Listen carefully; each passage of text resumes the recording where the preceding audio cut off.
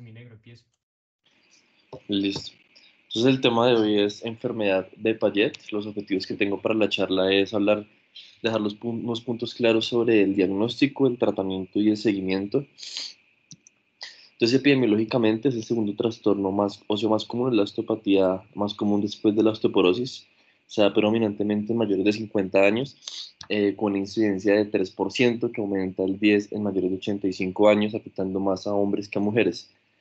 Los segmentos más afectados son la pelvis, el fémur y y cráneo y huesos faciales. Hay algunos estudios que dicen que es pelvis, fémur y vértebras, pero pues en lo que sí concuerdan todos los estudios es que la pelvis está afectada más o menos entre 50 y 70% de todos los pacientes que tienen enfermedad de Payet.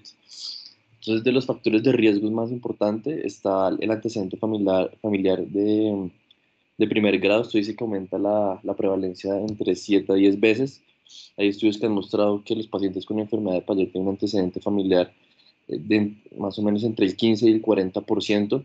Y otro de los factores de riesgo importantes son la exposición a diferentes infecciones, que va a ser una de las teorías etiológicas. Entonces, las teorías en cuanto a la etiología, pues no está muy clara. Hay dos que han tomado más fuerza, que es la infecciosa y la genética. La infecciosa habla principalmente de una infección por paramyxovirus. Esto se ha visto en estudios animales donde les han inyectado paramyxovirus y los pacientes desarrollan enfermedad de Payet, y hay pacientes en los que les han tomado una biopsia, les han estudiado los osteoclastos y han visto que esos osteoclastos tienen inclusiones de paramyxovirus.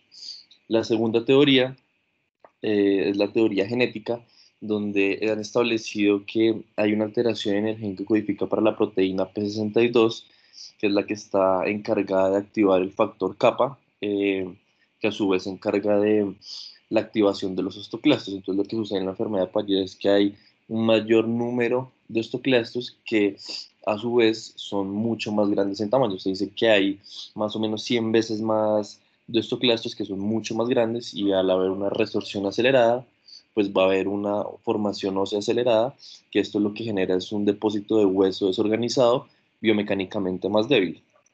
Entonces, este proceso de recambio óseo acelerado se divide en tres etapas, que la primera es una fase osteolítica, donde hay una resorción ósea y una hipervascularización.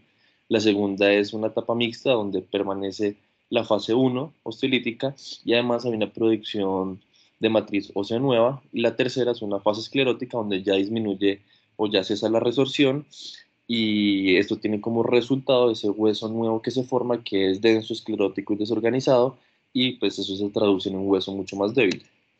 Hay que tener en cuenta que las tres fases pueden estar presentes simultáneamente en diferentes segmentos. Entonces eso es importante, pues, porque hay que evaluarlo en cuanto al tratamiento, que pues el tratamiento ha variado y ahora tiende a ser más sintomático, pero pues es importante tener ese punto claro.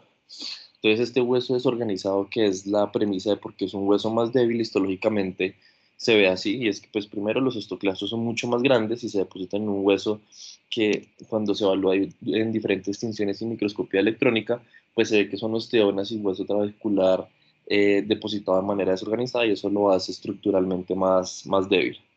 El diagnóstico generalmente es incidental. Se diagnostican pacientes porque le toman exámenes de rutina y ven que tiene una fosfatasa alcalina alta o características radiológicas en una radiografía por otro motivo eh, compatibles con la enfermedad de Payet, y ahí es que empiezan a estudiar y diagnostican los pacientes. Se dice que más o menos entre el 25 y 40% de los pacientes son asintomáticos, pero quienes son sintomáticos pues desarrollan dolor óseo, deformidades óseas, sobre todo en la variante poliostótica, que es más común, radiculopatía, hipoacusia y cefalea.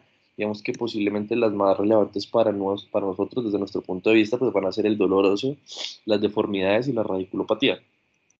Entonces pues llega un paciente, generalmente no llegan así, pero digamos estos son los casos más grotescos, donde llegan con fascias leonidas, con deformidades generalmente anterolateral, aumento de la curvatura del fémur y de la tibia.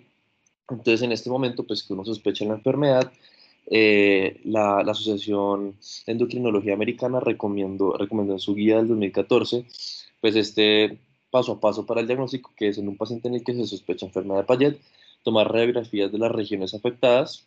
Una vez diagnosticado o pues confirmado por los signos radiológicos, se debe tomar una gamografía para ver cuáles son los segmentos que están afectados independientemente de los que uno vio clínicamente o a los que les tomó radiografías, y después de eso tomar la fosfatasa alcalina para ver en qué nivel está, y aunque ya no es un parámetro para guiar el tratamiento, pues hay que igual tenerlo presente. Entonces, el punto importante pues es saber qué radiografías tomar, porque si el paciente llega con dolor en la tibia o en el fémur, y según esta guía uno debería tomar la radiografía de la tibia o del fémur, y pues si el paciente en esa radiografía no se le ve ninguna característica de Payet, puede igual tenerlo en otro segmento y va a pasar por alto, porque pues ya en ese orden de ideas no se le va a pedir la gamografía ni la fosfatasa alcalina. Entonces, este estudio donde evaluaron 208 pacientes que ya tenían la enfermedad de Payet diagnosticada, le fueron tomando radiografías para evaluar la sensibilidad. Entonces tomaron una radiografía abdominal en la que se veían los arcos costales más inferiores y las cabezas femorales, y vieron que el 79% de los pacientes eran diagnosticados correctamente con esta radiografía. Cuando sumaban la radiografía de cráneo y huesos faciales, aumentaba el 89% la sensibilidad de los estudios, y cuando sumaban radiografía de las rodillas, que en el estudio decían radiografía de tibia proximal, aumentaba 93% la sensibilidad para el diagnóstico de la enfermedad de Payet. Entonces, lo que uno ve en las radiografías es una alteración en la forma, en la estructura y en la densidad. En cuanto a la forma, lo que se ve es una hipertrofia y una deformación. En la estructura se ve engrosamiento trabecular y cortical con una desdiferenciación corticomedular. Uno puede ver claramente hasta qué punto es hueso cortical y hueso esponjoso. Y las anomalías en la densidad se da por esclerosis y osteolisis. Entonces lo que uno ve básicamente es esto: es un hueso que se deposita de manera desorganizada, en las trabéculas que no están organizadas. Digamos, uno no puede ver las trabéculas de compresión y de tensión adecuadamente como se ven normalmente. Y un signo muy importante, que es el signo de la vela invertida, o el signo de, de la llama de vela, o el signo de la V, que habla pues de la zona de esclerosis generalmente en las tibias. Así es como se ve normalmente un paciente con enfermedad de Payet, y así es como se ve normalmente la estructura desorganizada, especialmente trabecular, que veíamos previamente en la microscopía electrónica. Se dice que más o menos progresa un paciente que no tenga tratamiento 1 centímetro o 15 milímetros por año las lesiones, como es en este caso, que el paciente pues progresó, tenía comprometida la mitad de la tibia en el 71, y en el 80 ya tenía comprometida toda la tibia. Y cuando los pacientes llegan a un compromiso del 20% de todo el esqueleto, se habla de que generan una insuficiencia cardíaca por un arresto vascular. Como esos pacientes tienen hipervascularidad, hacen mielitis isquémicas y arrestos vasculares que generan isquemia en diferentes tejidos. Entonces hay que tenerlo presente, porque pues habrá que derivarlo al especialista necesario. Entonces todo esto se traduce en que es un hueso mecánicamente más débil, más grande pero menos compacto, lo que lo hace biomecánicamente menos resistente y más vascularizado, y todo esto lo va a predisponer a fracturas, que pueden ser fracturas así, o puede ser la típica fractura transversa, generalmente son subtrocantéricas o diaficiales femorales, o en la tibia proximal. Y es importante tener en cuenta que como estos pacientes tienen hipervascularidad, cada fractura va a sangrar mucho más. Entonces un fémur que normalmente sangra 1,5 litros, pues en ello puede sangrar 2,5, y pues hay que tenerlo en cuenta y prevenirlo en estos pacientes. Algo importante es que cuando los pacientes se fracturan, se habla de que en ese momento habrá que estudiar o pensar que están desarrollando un tumor óseo, que generalmente va a ser un osteosarcoma. En el 0,2 a 1% es baja la prevalencia, pero pues habrá siempre que sospecharlo, porque la sobrevida en estos pacientes va a ser de 10% a 5 años, y generalmente se da en la pelvis, el fémur, el húmero, el cráneo y los huesos de la cara. Puede dar en cualquiera de estas localizaciones. Las fracturas no solamente pues son más prominentes en el fémur, pero se pueden dar en la columna, generalmente en la columna torácica, fracturas por compresión, pues que ya el tratamiento estará indicado de acuerdo al ángulo cifótico y pues los diferentes parámetros radiológicos. Importante es que pueda haber compresión medular por hipertrofia ósea y disfunción medular, por lo que decía previamente, como hay una hipervascularidad, en un robo vascular que genera una mielitis isquémica. Entonces un adulto mayor que tenga dolor lumbar, que por sí pues ya es una bandera roja, hay que siempre pensar en esto y evaluar las radiografías en detalle para ver que no haya ninguno de estos signos. Dos de los signos más importantes son la vértebra en marfil, que se ve pues hiperintensa, y la vértebra en marco, que se ve líneas radiopacas alrededor de toda la vértebra, y en la columna cervical algo importante es que la vértebra se ensancha en el diámetro anteroposterior. Entonces son los signos que uno debe buscar en los pacientes cuando tienen alguna radiculopatía o alguna alteración sensitiva motora de miembros inferiores en un adulto mayor. En el cráneo se ve la imagen típica que describen como de algodón, que son zonas escleróticas con zonas hiperintensas. En cuanto a las pruebas hematológicas, pues una vez ya se haya hecho el diagnóstico radiológico, se deben tomar las pruebas hematológicas, y la más importante y pues la más asequible es la fosfatasa alcalina sérica, hay total y específica de hueso. Digamos que pues la que está más a la mano es la fosfatasa alcalina total, y esta habla pues de la actividad osteoblástica. La prueba hematológica que más correlación tiene con la gammagrafía es el propéptido terminal de procolágeno tipo 1, que es el que más se ha visto que es sensible tanto para recaída como para guiar el tratamiento. Entonces el tratamiento tiene cuatro premisas importantes, y es que la mayoría de los pacientes no requiere tratamiento. Hay una baja probabilidad de mejorar la hipoacusia y las deformidades óseas ya instauradas. El tratamiento puede o no mejorar el dolor secundario a artrosis, o sea, los pacientes van a tener un dolor óseo, que es un dolor sordo en todo el segmento afectado. Ese dolor puede mejorar y generalmente mejora, pero el dolor mecánico articular no puede o no mejorar, y eso pues todavía está debatido. Y el pilar del tratamiento van a ser los bifosfonatos. Entonces, tanto la guía de endocrinología americana como la guía europea recomiendan como primera línea el ácido solendrónico, y ambos están de acuerdo en que uno de los principales motivos del tratamiento pues va a ser el alivio del dolor, la enfermedad sintomática.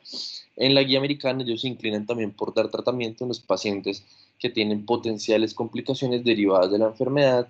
La guía europea no está como tan de acuerdo en que se traten pacientes con potenciales complicaciones, porque pues ellos tienen algunos estudios que muestran que la tasa de complicaciones es muy similar. Entonces, pues hay una discrepancia como en los lineamientos para el manejo de la enfermedad. Este es uno de los estudios, pues, clásicos, que se hizo más o menos 200 pacientes. A 113 se le dieron 5 miligramos de ácido solendrónico, a otros pacientes se les dieron 60 de risendronato oral, que eran 30 miligramos cada día. Los evaluaron durante 6 meses, con el objetivo de disminuir en 75% la fosfatasa alcalina. Ellos vieron que los pacientes que se les dio 5 miligramos de ácido solendrónico en dosis única en infusión durante 15 minutos, el 88% llevaba la fosfatasa alcalina a la normalidad en 64 días, y solo uno de los 113 presentaba una recaída o un aumento de los niveles séricos de la fosfatasa alcalina. De los pacientes que se trataron con risendronato, con 30 miligramos día, solo el 57% tenía una normalización de la fosfatasa alcalina a los 89 días, y 21 pacientes de los 82 presentaban una recaída después del tiempo del seguimiento. Entonces, pues ahí empezaron a establecer que el ácido solendrónico realmente sí era el bifosfonato de elección. Este estudio lo llevaron a 6 años para evaluar cuál era el efecto protector después del seguimiento, después del tratamiento, que en el caso del ácido solendrónico era una dosis única, y veían que pero la tasa de recaída era mucho mayor con el otro grupo, que el efecto protector del ácido solendrónico se perpetuaba en el tiempo de manera estadísticamente significativa. Y así era como en diferentes estudios. Este es otro estudio donde muestran el seguimiento de los pacientes durante todos los años de seguimiento, y se ve cómo mejora el recambio óseo pues, en todas las zonas afectadas, que la más afectada generalmente va a ser la pelvis. Este es otro estudio donde mostraban un paciente al que inicialmente se le diagnosticó la lesión en la tibia, pues la enfermedad de Payet en la tibia, y no se le dio tratamiento. Empezó a avanzar a la tasa que veíamos previamente de 10 a 15 milímetros por año. Le dieron tratamiento, y se ve como al final del tratamiento el paciente pues eh, ya no se le ven las lesiones, ya no está en riesgo de fractura, y pues el paciente está totalmente asintomático. Nuevamente pues el signo de la llama de vela. Igualmente en el cráneo pues también se hace el seguimiento, y se puede ver cómo mejoran los pacientes cuando se les da el ácido solendrónico.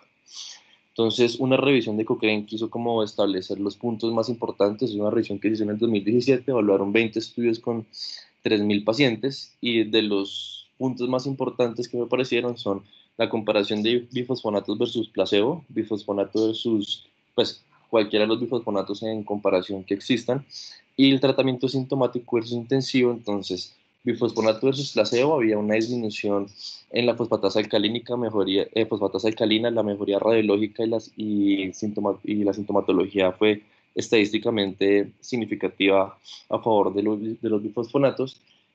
Cuando compararon los diferentes bifosfonatos, nuevamente el ácido solendrónico a 5 miligramos fue superior a todos los demás.